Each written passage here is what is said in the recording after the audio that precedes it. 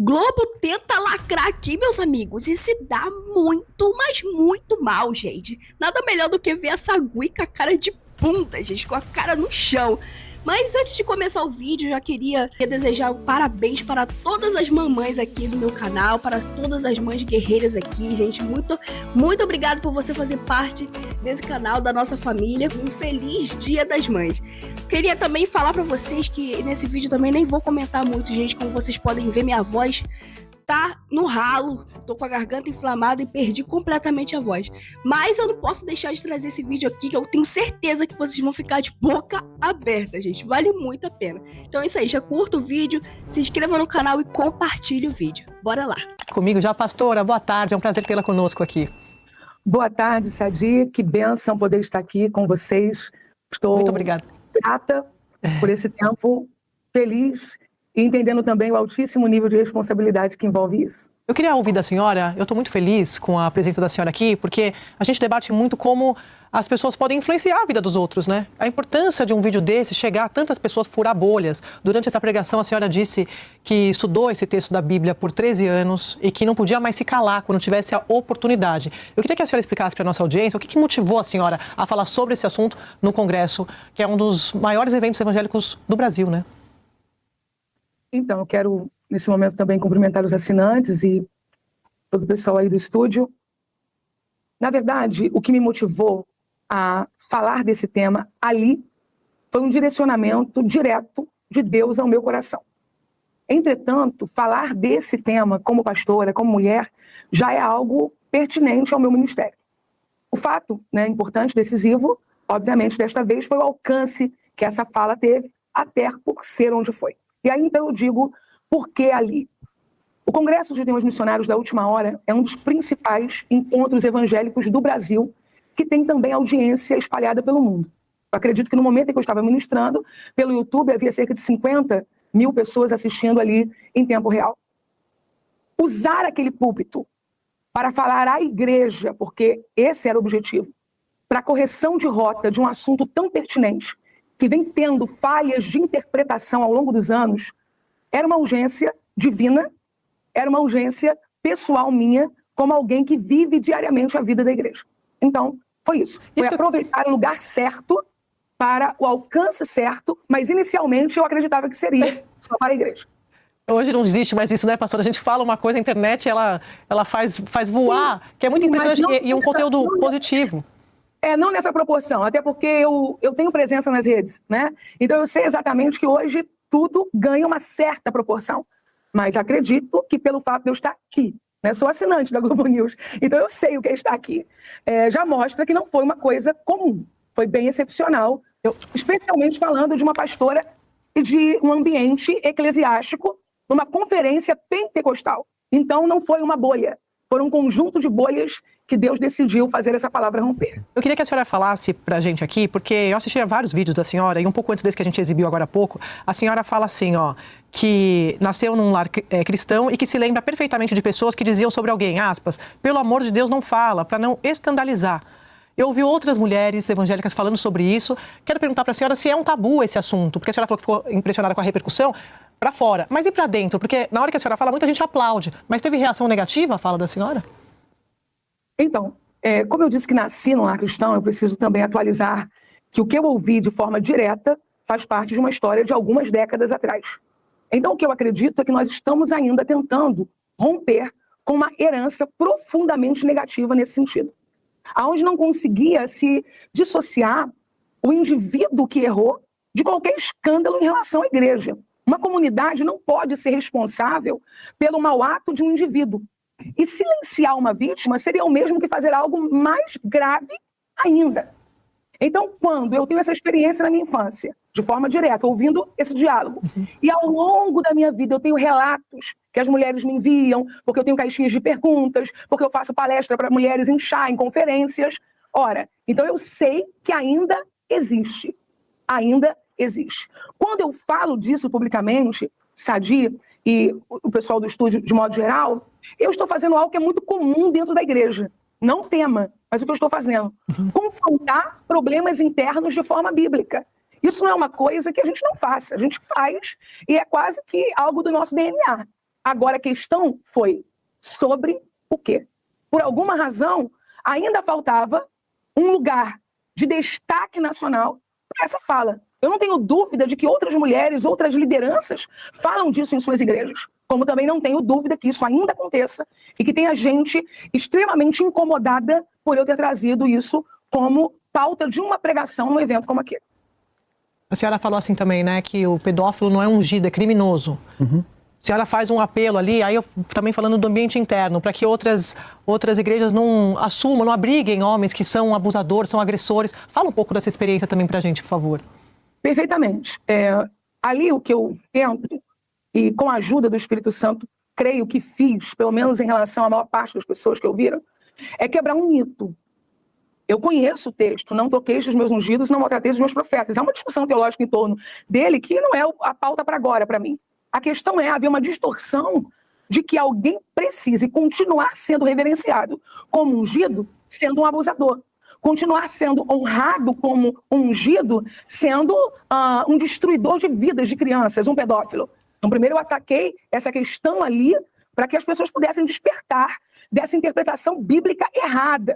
A própria Bíblia diz, o meu povo é destruído porque lhe falta conhecimento. A grande chave de interpretação da Bíblia, queridos, é a própria Bíblia. Então, num todo, quanto foi que Deus passou a mão na cabeça de um ungido que tenha tido um comportamento inadequado?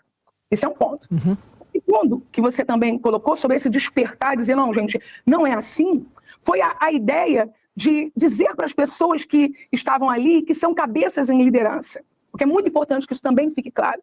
Haviam ali pessoas que têm lugar de liderança na igreja cristã, na igreja evangélica no Brasil, e outras que não estavam ali, mas que posteriormente assistiriam, não por minha causa, mas porque o evento tem já essa proporção natural, para nós não repetirmos um erro cometido pela Igreja Católica Romana algumas vezes, europeia especialmente, que era, havendo um problema com um padre, transferi-lo de paróquia. A Cristina íntegra sabe que eu disse que um católico saudável, de bem, com um bom coração, jamais concorda com isso. Uhum. Se eu sou capaz de denunciar erros cometidos dentro da igreja evangélica, eu não posso dizer que não houveram na igreja católica, porque eu sei que houveram.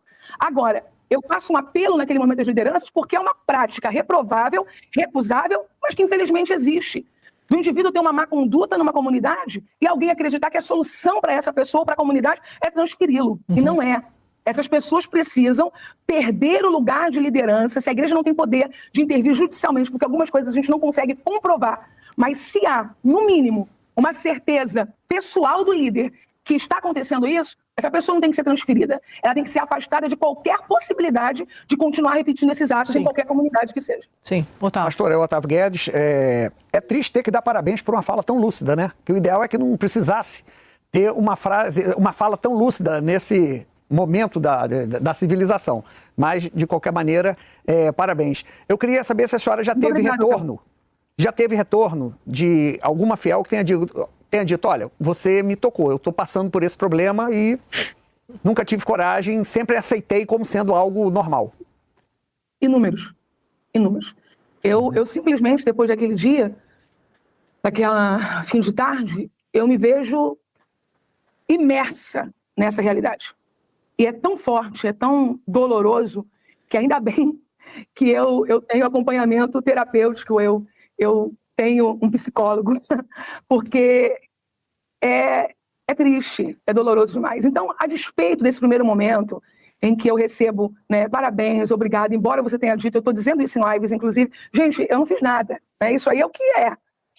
Eu sei que, posteriormente, muitas outras questões podem se levantar e quem hoje está dizendo ok, parabéns ou aplausos, amanhã diga uma outra coisa. Como, por exemplo, já tive a acusação de estar trazendo um discurso político pró-esquerda para depois levar as pessoas para a direita, aquela coisa mesmo de filme americano. Então eu sei que isso pode acontecer, mas enumerando as pessoas que abriram o coração e tantas outras que me disseram, eu agora me encorajei, tá ótimo, tá excelente. Valeu, né? Valeu. Tá valendo a pena. Eu vou ler aqui uma frase que eu uso muito, que é da Conceição Evaristo, dizendo o seguinte, que a questão racial no Brasil não é para o negro resolver, como a pobreza não é para o pobre resolver. O machismo também não é uma questão para a mulher resolver, porque senão o sujeito que é vítima e sacrificado ainda tem que procurar a resposta. Quando a gente vai ver pastores, líderes religiosos, padres, homens fazendo esse discurso? Eu vou lhe dizer, Otávio, que existe, sim, pastores que fazem esse discurso, mas também vou admitir que talvez nós precisemos que alguns que adquiriram, que possuem uma relevância, um alcance, essa é a palavra, alcance maior, também se comprometam com isso.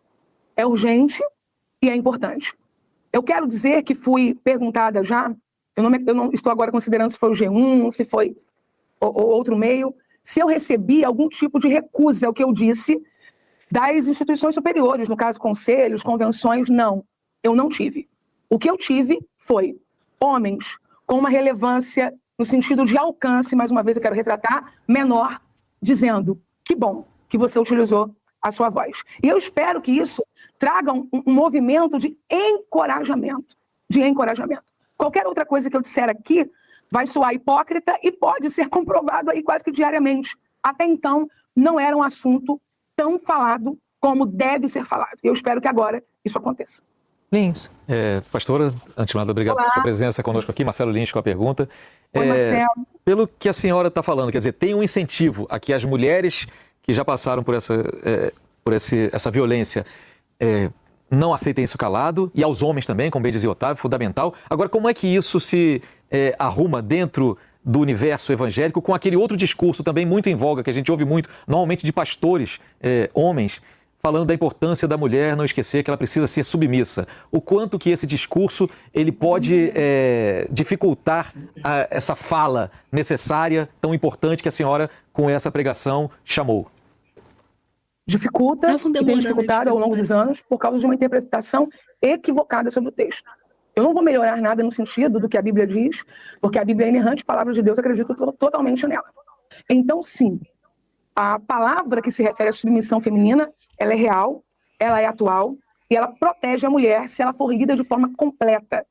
Tem um ponto, inclusive, na mensagem que eu digo assim, mais ou menos isso. Até quando nós vamos pregar a submissão feminina sem falar do heroísmo masculino? Porque é mais ou menos como dizer para um homem assim, ó, assuma, vá à frente, me proteja, me ajude. Eu confio a liderança a você. É mais ou menos isso, inicialmente, um tipo de submissão que faz sentido. Por que que eu ouço meu marido? Por que que antes de eu estar aqui com vocês, eu perguntei a ele, o que você acha? Como eu devo fazer? Porque eu sei que ele está disposto a entregar até a vida dele por mim. Então, se isso não for explicado, vai dar a entender que a mulher tem que ser submissa a um delinquente, submissa a um abusador, submissa a um violento. E os homens que mantêm isso, infelizmente, estão aí nas redes, alguns deles, inclusive, fazendo textões sobre o que eu disse. Isso é atraso, tá? Cognitivo, é maldade deliberada e constitui-se, sim, num problema grave que atrapalha os ensinos que eu e tantas outras mulheres e homens estamos trazendo de saudável nas igrejas. Agora, uma coisa eu vou lhe dizer, Marcelo, em o nome de Jesus, porque não é no meu. Eles não vão nos calar. Nós vamos continuar dizendo o que precisa ser dito sobre esse tema, independente de quem se debater por causa disso. Vai se debater e nós vamos seguir. Porque é um traço da igreja, enfrentamentos importantes que precisam ser feitos. E por isso, inclusive, eu digo lá, gente, não vamos passar a vergonha do corporativismo nesse tema. Porque nós temos esse histórico. Só você olhar, a partir da reforma, quantas coisas a igreja foi atuante e relevante ao longo dos anos. Por que nessa hora e nesse tema nós vamos aceitar a omissão, nos colocando em situação deplorável na sociedade e, sobretudo, diante de Deus, que deve ser a nossa maior preocupação. Eu estava exatamente, pastora, pegando esse trecho aqui que a senhora fala assim, não vamos passar essa vergonha de fazer um corporativismo ridículo. A única maneira de não sermos coniventes é denunciando. A senhora acha que muitos homens ainda se escondem atrás da fé para cometer crimes? Eu acredito que se infiltram dentro do ambiente religioso homens que querem usar a religião para cometer crimes. Eu acredito que isso, se eu falar da Igreja Católica, eu vou estar chovendo no molhado. Então eu vou ampliar aqui. O caso João de Deus deixa claro o que eu estou dizendo. Em múltiplos ambientes religiosos, isso acontece. Só que eu não sou uma voz nesses ambientes. Eu sou uma voz na igreja, porque amo a igreja e sou igreja. Quando eu digo não vamos fazer isso, é porque, infelizmente, isso ocorre sim. E algumas vezes, inclusive, por profunda ignorância. Para você ter uma ideia, uma mulher me enviou uma mensagem dizendo que ela é vítima de um homem em liderança, que é o marido dela. mas que ela não quer denunciar porque ela não quer ver as pessoas que acreditam nele sofrendo. Perceba, não foi ninguém que disse isso para ela. É uma compreensão errada, histórica, sabe? Perturbadora, que a gente precisa se unir, os que não pensam assim, que somos a maioria esmagadora, para que a gente possa confrontar isso e extirpar isso do nosso meio. É essa a convocação que eu quis fazer ali. Agora, se formos corporativistas, a gente vai ficar ofendido diante de um dado. Já disseram que eu menti dados. Não, eu não menti dados. A não ser que as fontes que eu tenha usado possam ter falhado. Mas ainda que houvessem falhado, eu sou filha de pastor, eu sou neta de pastor, eu sou esposa de pastor e eu sou irmã de pastor. Eu sei do que eu estou falando. E a única forma digna de enfrentar tudo isso é dizer, temos um problema e estamos unidos para resolvê-lo. Até porque não é um problema da igreja só, é um problema humanitário. Enquanto eu estava aqui, com vocês aguardando, eu vi aí uma questão envolvendo um preparador, um professor relacionado à área, né? Aí de treinador. Desculpa, de treinadores. Quantos casos desses? Você imagina se cada médico tiver que omitir ou mentir sobre a realidade do que houveram já de escândalos de médicos que agiram de forma inapropriada. Qual é a única forma de reagir a isso? É dizer, sim, aconteceu. Nós não somos os que fizemos, mas nos responsabilizamos por trabalhar para que isso não volte a acontecer. Pastora, eu queria agradecer imensamente. A senhora parou tudo para nos atender aqui. Eu sei que a vida da senhora é muito cheia. Muito obrigada, parabéns pelo trabalho. A gente está sempre à disposição, que a mensagem da senhora chegue sempre às mulheres, aos homens, às famílias, nessa proteção, porque é uma questão coletiva da sociedade, todo mundo tem que estar atento e combatendo. Obrigada, um beijo para a senhora. André, eu quero agradecer também e dizer que eu preciso muito indicar aqui uma mensagem minha para as mulheres que sofreram abuso. Eu posso fazer isso? Claro, fica à vontade. No meu canal no YouTube, a mensagem é: a culpa não foi minha. A culpa não foi minha. Eu não posso, infelizmente, cuidar de todas. Mas eu creio que essa mensagem pode começar a trazer paz para um montão de gente aí que está precisando. Um beijo para todos vocês. Beijo. Deus abençoe a cada um. Que vocês tenham aí um restante de tarde muito feliz. Um beijo para a senhora. Beijo. Então, meus amigos, esse foi o vídeo de hoje. Só uma ressalva aqui, até então não conhecia essa pastora aqui, é a primeira vez que eu tô escutando. Ao meu ver, do meu ponto de vista, ela falou coisas óbvias, né, que é uma coisa que tem que ser tratado mesmo, denunciado. Pra mim não falou nada demais. Teve alguns pontos aqui coerentes sobre a questão da submissão e tudo mais. Nenhum cristão, nenhuma pessoa de bem, nenhuma pessoa honesta é a favor de abusador, de estupro, de nada disso, gente. Isso é um fato. Mas é aquilo, mas mais uma vez, pessoal, não a conheço, vou dar uma outra pesquisada aqui, mas se tiver um pé na esquerda ou se é infiltrado, alguma coisa do tipo, depois eu trago um vídeo aqui pra vocês, pessoal. Mas primeiramente eu gostaria de ouvir a sua opinião. O que você achou desse debate todo aqui? Então, mais uma vez, deixa o like no vídeo e se inscreva no canal.